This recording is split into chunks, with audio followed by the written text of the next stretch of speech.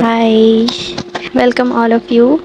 In this video, I am going to discuss my exam preparation journey.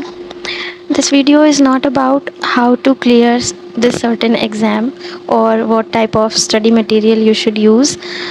It's more about what kind of changes I noticed in myself और मेरे hardships से मुझे क्या क्या lessons मिले. I was kind of broke due to all this failure in this exam.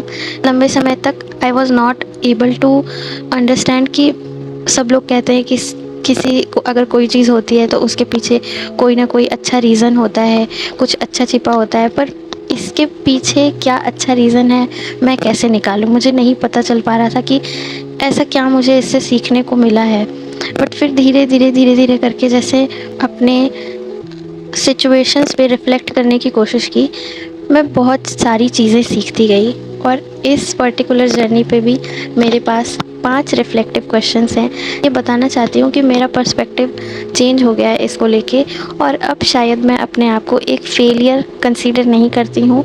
And मैं इस journey को एक बहुत टर्निंग पॉइंट की तरह देखती हूँ. अब समटाइम्स आई स्टिल फील कि आई एम फीलिंग लॉस्ट. मुझे आगे क्या करना है, आगे कहाँ जाना है, कभी कभी मुझे नहीं समझ में आता है. पर एटलीस्ट ये एक ऐसा पॉइंट है जहाँ पे मुझे लाइफ का एक बहुत बड़ा पर्सपेक्टिव देखने को मिला है.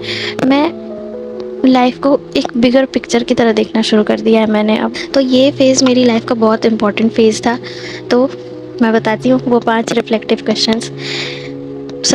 पहला सबसे ब्रोकन पार्ट क्या था इसमें, और किस पार्ट से मैं स्ट्रॉन्गेस्ट हुई हूँ.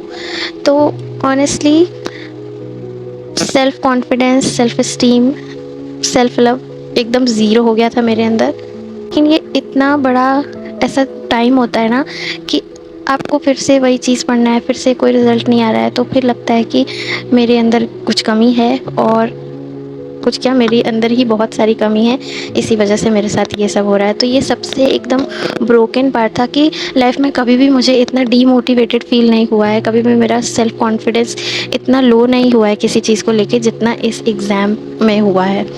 और सबसे ज़्यादा स्ट्रॉन्ग पार्ट ये है कि मैं डिसिप्लिन मेंटेन कर पाती हूँ अब.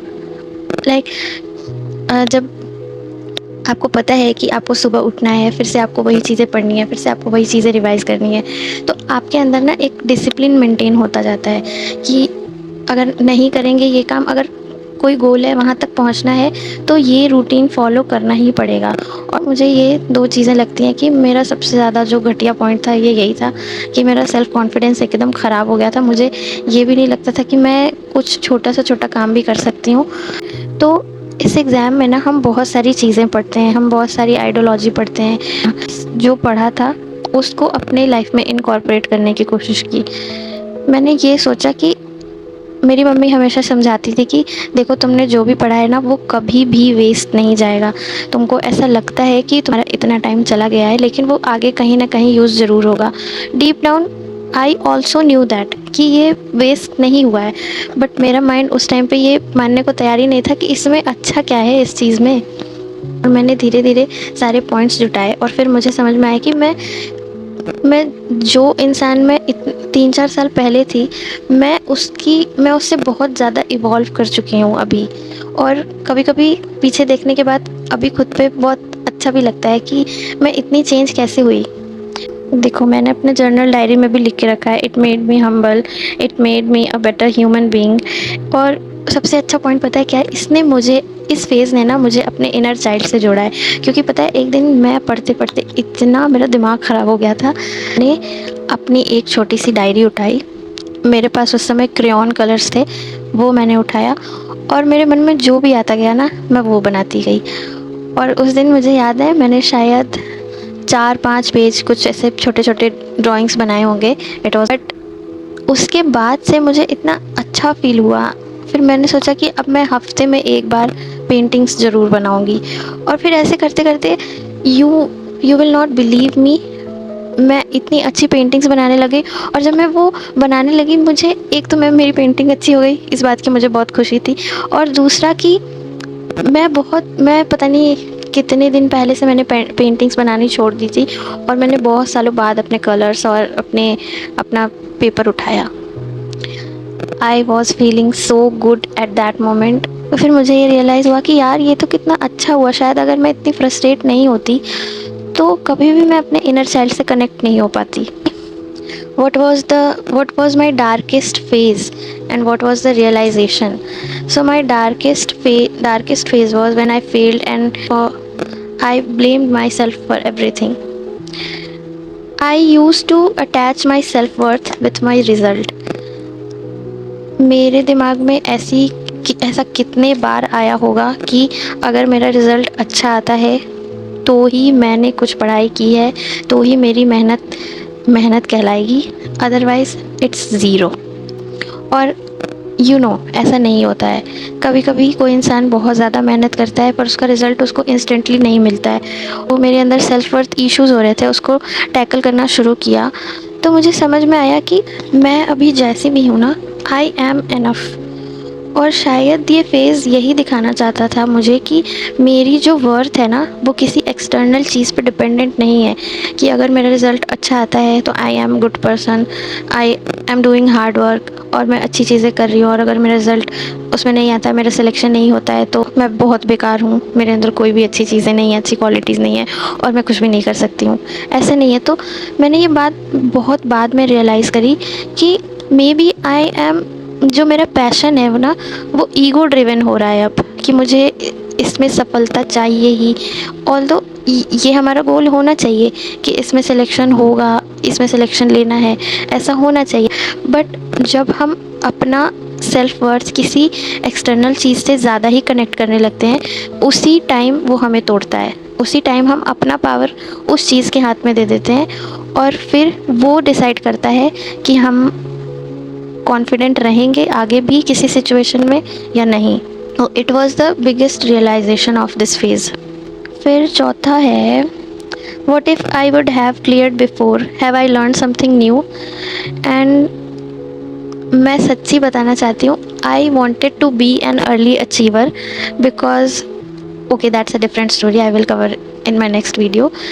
पर आई एम अवेयर कि जो भी हुआ मेरे साथ, जो भी हो रहा है, वो मुझे एक एक घटनाएं जो मेरे जीवन में घट रही हैं, घटती हैं, घट चुकी हैं, वो कुछ ना कुछ सिखाने के लिए ही आई थी मुझे।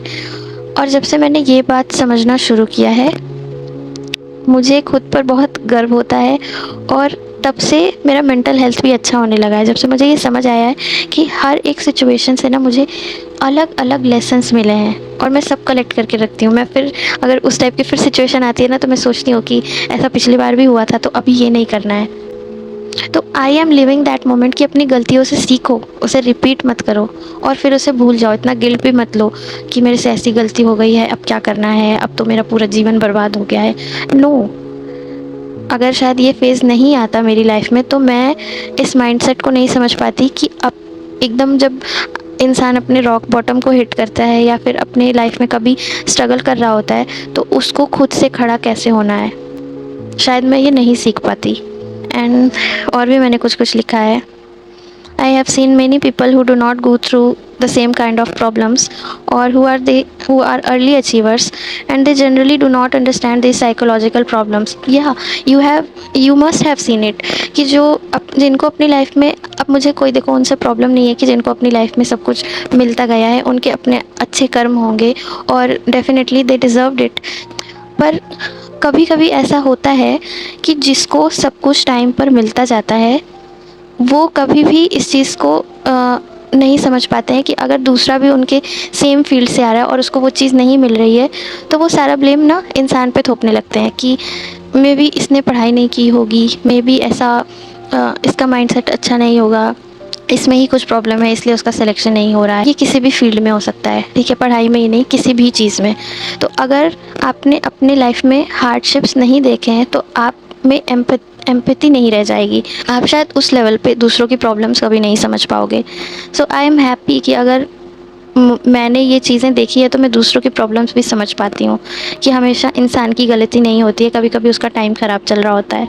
Decision, this one exam broke many things within me, but I really put lot of faith in God and I now believe if something is happening then for my it's happening for my highest good, because not one time. हाँ, ऐसा है कि अब मैं जब पीछे मुड़ के देखती हूँ तो ऐसा कोई भी एक टाइम नहीं दिखता है मुझे जहाँ पे कोई चीज़ मेरे साथ उस समय पे मुझे बहुत बुरी लगती हो, बहुत गलत लगती हो और वो मुझे नहीं मिली है. और फिर मैं बाद में मुझे पता चलता है कि अच्छा ही हुआ कि वो उस समय नहीं मिला मुझे. तो delay is sometimes protection, not denial. Last question है, an advice from my experience. Yes,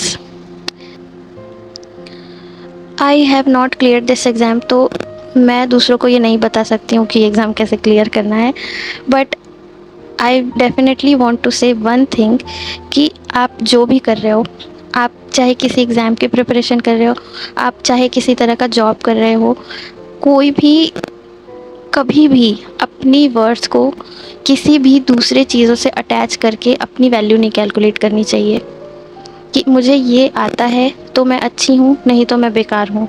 कोई अच्छा काम करते हो, आप अच्छा पैसा कमाते हो, good for you, but it does not calculate your words. It is important, yes, but it's not everything. This is just an exam made by human and no other human is capable to judge your capability. Okay, you can do so much good things more than this exam. Exam इंसानों ने ही तो बनाया है ना, कोई भी exam. और जब हम खुद जानते हैं कि हर इंसान यूनिक होता है तो कोई भी दूसरा इंसान एक पेपर बना के आपकी कैपेबिलिटी को जज कैसे कर सकता है. Okay, also I want to share one thing. Maybe my goals and my passions are changing with time. At first, I was feeling very guilty about it. Then, हाँ, अब क्या है ना कि oh, I am not feeling that way that I used to feel. But then I asked myself why I am feeling guilty. If I changed my goals and became more conscious about my own happiness, comfort, and mindfulness, then what is the problem? Don't I deserve to live a happy life of my own terms? And maybe earlier my goals were ego driven and I wanted to be something that felt more than average for me. But now I want to be an average girl. I have written this for myself that I want to be an average girl who is living, experiencing all types of mistakes and stupidity. मैं भागना नहीं चाहती अब गलतियों से and I want to be that girl who express her in the art forms. So what's bad in that? As long as I am not choosing self-destruction, it's good to go. Yes, if your goals are changing with time, तो कभी कभी guilty भी feel होता है कि जब इतना समय दे दिया है तो जब बाद में आके कुछ और ही करना था तो फिर इतना समय देने का क्या मतलब. बट समझो कि हमेशा समय एक जैसा नहीं होता है, हमेशा आपकी भावनाएं, आपकी वैल्यूज़ सेम नहीं होती हैं. तो इट्स फेयर कि अगर आपका गोल चेंज हो रहा है समय के साथ, तो अगर उसमें कोई सेल्फ डिस्ट्रक्शन इन्वॉल्व नहीं है तो it's good. At this moment मेरे पास जितनी इन्फॉर्मेशन है, मेरे पास जितनी मेरी कैपेसिटी है, उस हिसाब से ना अभी मैं अपना बेस्ट डिसीजन लूँगी. लेकिन फिर मैं 2 साल बाद, 4 साल बाद आगे जाके देखूँगी, हो सकता है कल परसों मुझे लगने लगेगा कि मैंने ये जो काम किया था ना वो गलत किया था. It's not about taking the right decision, it's all about experiencing the things.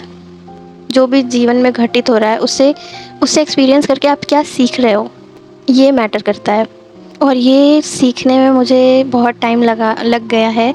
और ये सीखने के पहले न जाने मैंने कितनी बार खुद को कोसा होगा कि you did blunder, you should not have taken this decision, that's why your life is right now.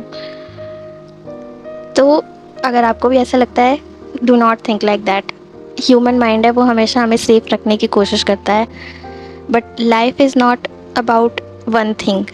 आप एट द सेम टाइम बहुत सारी चीज़ें एक्सपीरियंस कर सकते हो और उसका क्रक्स निकाल सकते हो कि इससे आपको क्या सीखने को मिला. It's all about that. Okay, take a deep breath and I will see you in my next video. I hope कि आपको मेरी वीडियो से बहुत कुछ सीखने को मिला होगा. Till then, take care of yourself. Do not blame yourself for your past decisions. Bye bye.